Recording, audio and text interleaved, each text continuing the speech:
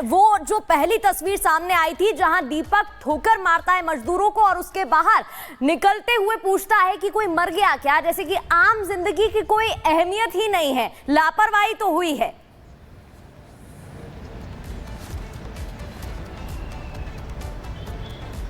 बिल्कुल, देखिए लापरवाही है और उससे बड़ी बात यह है कि क्यों आखिरकार पुलिस इतना कुछ डिले कर रही है। डिले इसलिए मैं बोल रहा हूं क्योंकि पहले एफआईआर में दीपक का नाम नोएडा पुलिस द्वारा नहीं दिया गया और मेरे पीछे आप जो गाड़ी देख रहे हैं उस गाड़ी की नंबर प्लेट को, यानी कि उसकी आइडेंटिटी किसके नाम पर रजिस्टर्ड है, वो सब छुपाने की कोशिश की गई। और दूसरी सबसे बड़ी बात देखिए, ये नंबर यहाँ पर लिखा हुआ था, लेकिन भारत में जो भी गाड़ी चलती है हाइड्रोलिक नंबर प्लेट होती है, तो इस गाड़ी में वैसी कोई नंबर प्लेट क्यों नहीं थी, ये सबसे बड़ा सवाल है। और इसी को देखते हुए पुलिस की कार्यप्रणाली पर और पुलिस के इन्वेस्टिगेशन पर कई सवाल खड़े हो रहे हैं। दूसरी सबसे बड़ी बात, गाड़ी पूरे तरीके से डैमेज हो जाती है। दीपक को उसी ऑन द स्पॉट जगह से गिरफ्तार किया गया। गाड़ी से निकलते हुए वो पूछ रहा है कि कोई मर गया क्या, वो कितना संवेदनशील है वो आप उसकी बातों से अंदाजा लगा सकते हैं। लेकिन उसके बावजूद जब एफआईआर रात को दर्ज की जाती है तो अज्ञात का नाम लिख दिया जाता है, उसमें दीपक का नामजद एफआईआर दर्ज नहीं की गई। हालांकि सुबह से जब हमने इस खबर को चलाना शुरू किया तब जाकर नोएडा पुलिस ने इस पूरे मामले में एफआईआर में संशोधन किया और दीपक का जो नाम है वो लिख दिया। लेकिन गाड़ी की तस्वीर आप देखिए,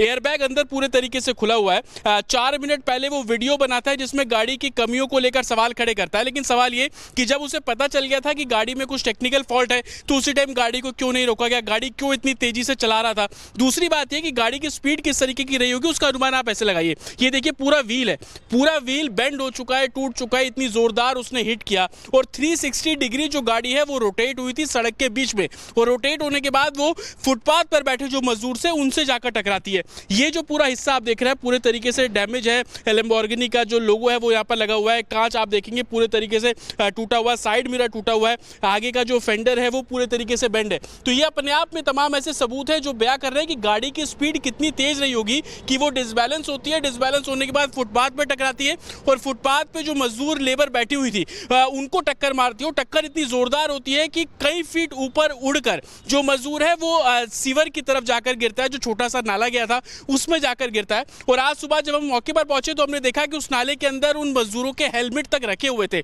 ये जो गाड़ी का एक तरीके से हिस्सा है, इसका जो टूटी हुई शीट्स थी वो अभी भी सड़क पर मौजूद थे। तो ये तमाम तस्वीरें मैं आपको लगातार इस पूरी गाड़ी की दिखा रहा हूं कि किस तरीके से इस लग्जरी गाड़ी जो कि तेज रफ्तार चल रही थी और उसके बाद इसने मजदूरों को टक्कर मारी और उसके बाद से ही तमाम ऐसी जो बातें हैं वो निकलकर सामने है। हालांकि अब कोर्ट में पेश किया गया है, कोर्ट पे पेश होने के बाद तमाम जो कस्टडी ली जाती है या एक तरीके से उनको भेजा जाता है जमानत पर, ये तमाम चीजें थोड़ी देर में क्लियर हो जाएंगी।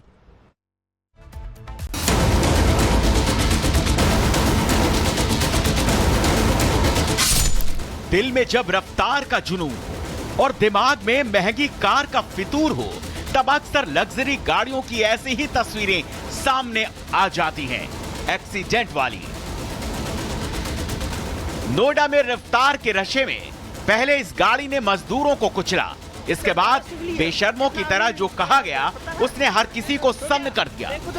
कोई मर गया इधर। बहुत तेजी से ये गाड़ी जो है वो चल रही थी ऐसा बताया जा रहा है और जिन 2 मजदूरों को टक्कर मारी वो काफी ऊपर उछले और पास के नाले में जाकर गिरे हैं। इस गाड़ी का जब आप नंबर देखेंगे तो आप ये देखेंगे उसको पूरे तरीके से ढका गया है, क्योंकि ये जो गाड़ी है ये फेमस यूट्यूबर मृदुल की बताई जा रही है। और ये भी जानकारी मिल रही है कि मृदुल ने इस गाड़ी को बेचने के लिए जो ट्रायल बेसिस पर दीपक को दी थी चलाने के लिए, ताकि गाड़ी की परफॉर्मेंस किस तरीके की है वो दीपक चेक कर सके। तो दूसरी तरफ मैं आपको तस्वीरें दिखाऊं कि जिस जगह से गाड़ी ने हिट किया वो भी पूरे तरीके से डैमेज है। आप ये देखिए कि गाड़ी का जो पूरा राइट साइड है, यानी कि जिस जगह पे ड्राइवर बैठता है वो जगह पूरे तरीके से डैमेज है और संभवतः यही वो पोर्शन है जो कि हिट किया गया है। और आप देखेंगे बेहद लग्जरी ये गाड़ी है।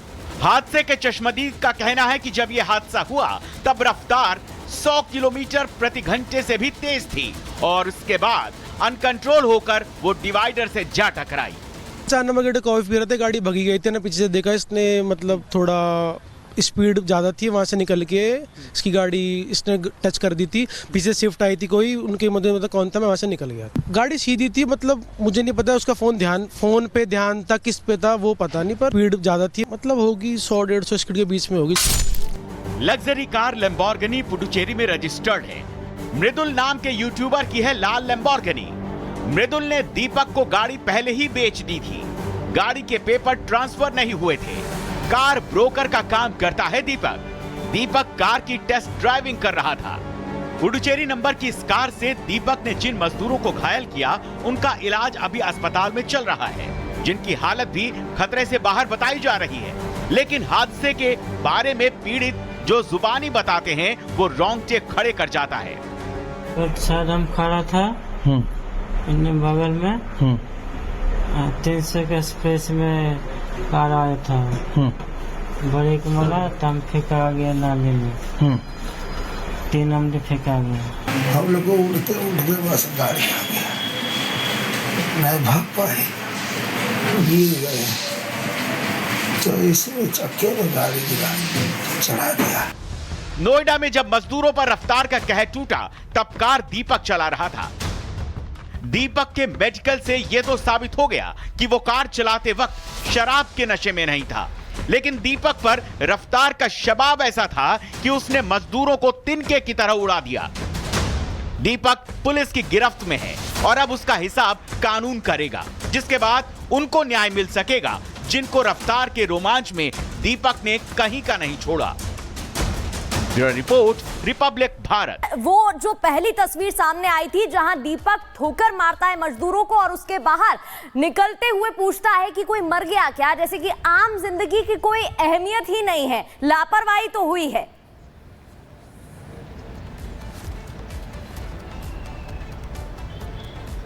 बिल्कुल देखिए, लापरवाही है और उससे बड़ी बात यह है कि क्यों आखिरकार पुलिस इतना कुछ डिले कर रही है। डिले इसलिए मैं बोल रहा हूं क्योंकि पहले एफआईआर में दीपक का नाम नोएडा पुलिस द्वारा नहीं दिया गया और मेरे पीछे आप जो गाड़ी देख रहे हैं उस गाड़ी की नंबर प्लेट को, यानी कि उसकी आइडेंटिटी किसके नाम पर रजिस्टर्ड है, वो सब छुपाने की कोशिश की गई। और दूसरी सबसे बड़ी बात देखिए, ये नंबर यहाँ पर लिखा हुआ था, लेकिन भारत में जो भी गाड़ी चलती है हाइड्रोलिक नंबर प्लेट होती है, तो इस गाड़ी में वैसी कोई नंबर प्लेट क्यों नहीं थी, ये सबसे बड़ा सवाल है। और इसी को देखते हुए पुलिस की कार्यप्रणाली पर और पुलिस के इन्वेस्टिगेशन पर कई सवाल खड़े हो रहे हैं। दूसरी सबसे बड़ी बात, गाड़ी पूरे तरीके से डैमेज हो जाती है। दीपक को उसी ऑन द स्पॉट जगह से गिरफ्तार किया गया। गाड़ी से निकलते हुए वो पूछ रहा है कि कोई मर गया क्या, वो कितना संवेदनशील है वो आप उसकी बातों से अंदाजा लगा सकते हैं। लेकिन उसके बावजूद जब एफआईआर रात को दर्ज की जाती है तो अज्ञात का नाम लिख दिया जाता है, उसमें दीपक का नामजद एफआईआर दर्ज नहीं की गई। हालांकि सुबह से जब हमने इस खबर को चलाना शुरू किया तब जाकर नोएडा पुलिस ने इस पूरे मामले में एफआईआर में संशोधन किया और दीपक का जो नाम है वो लिख दिया। लेकिन गाड़ी की तस्वीर आप देखिए,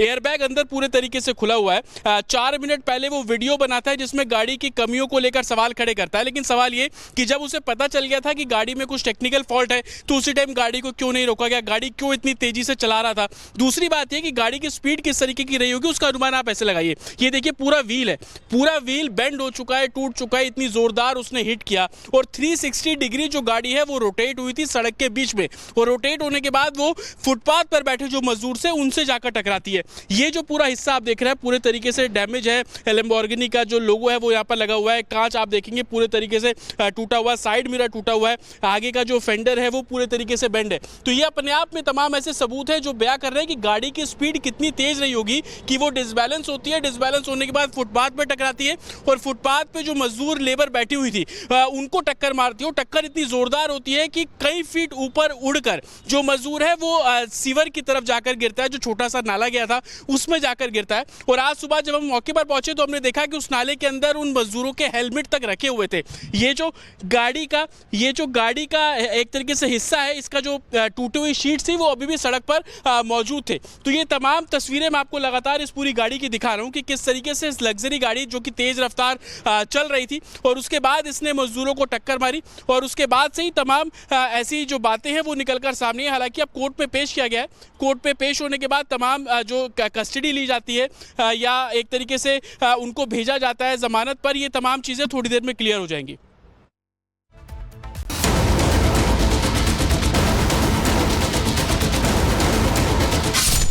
दिल में जब रफ्तार का जुनून और दिमाग में महंगी कार का फितूर हो तब अक्सर लग्जरी गाड़ियों की ऐसी ही तस्वीरें सामने आ जाती हैं, एक्सीडेंट वाली।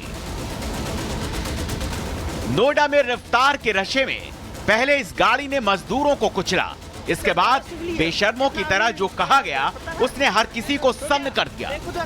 कोई मर गया इधर, कोई मर गया इधर। बहुत तेजी से ये गाड़ी जो है वो चल रही थी ऐसा बताया जा रहा है, और जिन दो मजदूरों को टक्कर मारी वो काफी ऊपर उछले और पास के नाले में जाकर गिरे हैं। इस गाड़ी का जब आप नंबर देखेंगे तो आप ये देखेंगे उसको पूरे तरीके से ढका गया है, क्योंकि ये जो गाड़ी है ये फेमस यूट्यूबर मृदुल की बताई जा रही है। और ये भी जानकारी मिल रही है कि मृदुल ने इस गाड़ी को बेचने के लिए जो ट्रायल बेसिस पर दीपक को दी थी चलाने के लिए, ताकि गाड़ी की परफॉर्मेंस किस तरीके की है वो दीपक चेक कर सके। तो दूसरी तरफ मैं आपको तस्वीरें दिखाऊं कि जिस जगह से गाड़ी ने हिट किया वो भी पूरे तरीके से डैमेज है। आप ये देखिए कि गाड़ी का जो पूरा राइट साइड है, यानी कि जिस जगह पे ड्राइवर बैठता है वो जगह पूरे तरीके से डैमेज है, और संभवतः यही वो पोर्शन है जो कि हिट किया गया है। और आप देखेंगे बेहद लग्जरी ये गाड़ी है। हादसे के चश्मदीद का कहना है कि जब यह हादसा हुआ तब रफ्तार 100 किलोमीटर प्रति घंटे से भी तेज थी, और उसके बाद अनकंट्रोल होकर वो डिवाइडर से जा टकराई। अचानक मैं कॉफी पी रहे थे, गाड़ी भगी गई थी ना, पीछे से देखा इसने, मतलब थोड़ा स्पीड ज़्यादा थी, वहाँ से निकल के इसकी गाड़ी इसने टच कर दी थी। पीछे शिफ्ट आई थी कोई, उनके मतलब कौन था, मैं वहाँ से निकल गया। गाड़ी सीधी थी, मतलब मुझे नहीं पता उसका फोन पे ध्यान था, किस पे था वो पता नहीं, पर स्पीड ज़्यादा थी, मतलब होगी 100-150 स्पीड के बीच में होगी। लग्जरी कार लैम्बोर्गिनी पुडुचेरी में रजिस्टर्ड है। मृदुल नाम के यूट्यूबर की है लाल लैम्बोर्गिनी। मृदुल ने दीपक को गाड़ी पहले ही बेच दी थी। गाड़ी के पेपर ट्रांसफर नहीं हुए थे। कार ब्रोकर का काम करता है दीपक कार की टेस्ट ड्राइविंग कर रहा था। पुडुचेरी नंबर की इस कार से दीपक ने जिन मजदूरों को घायल किया उनका इलाज अभी अस्पताल में चल रहा है, जिनकी हालत भी खतरे से बाहर बताई जा रही है। लेकिन हादसे के बारे में पीड़ित जो जुबानी बताते हैं वो रोंगटे खड़े कर जाता है। एक साइड हम खड़ा था, इन्हें बगल में 300 के एक्सप्रेस में कार आया था, ब्रेक मारा तब फेंका गया नाले में, 3 नंबर फेंका गया। हम लोग को उड़ते उड़ते बस गाड़ी आ गया, नहीं भाग पाए, गिर गए, तो इसमें चक्के में गाड़ी गिरा चढ़ा दिया। नोएडा में जब मजदूरों पर रफ्तार का कहर टूटा तब कार दीपक चला रहा था। दीपक के मेडिकल से यह तो साबित हो गया कि वो कार चलाते वक्त शराब के नशे में नहीं था, लेकिन दीपक पर रफ्तार का शबाब ऐसा था कि उसने मजदूरों को तिनके की तरह उड़ा दिया। दीपक पुलिस की गिरफ्त में है और अब उसका हिसाब कानून करेगा, जिसके बाद उनको न्याय मिल सकेगा जिनको रफ्तार के रोमांच में दीपक ने कहीं का नहीं छोड़ा। Bureau report, Republic Bharat.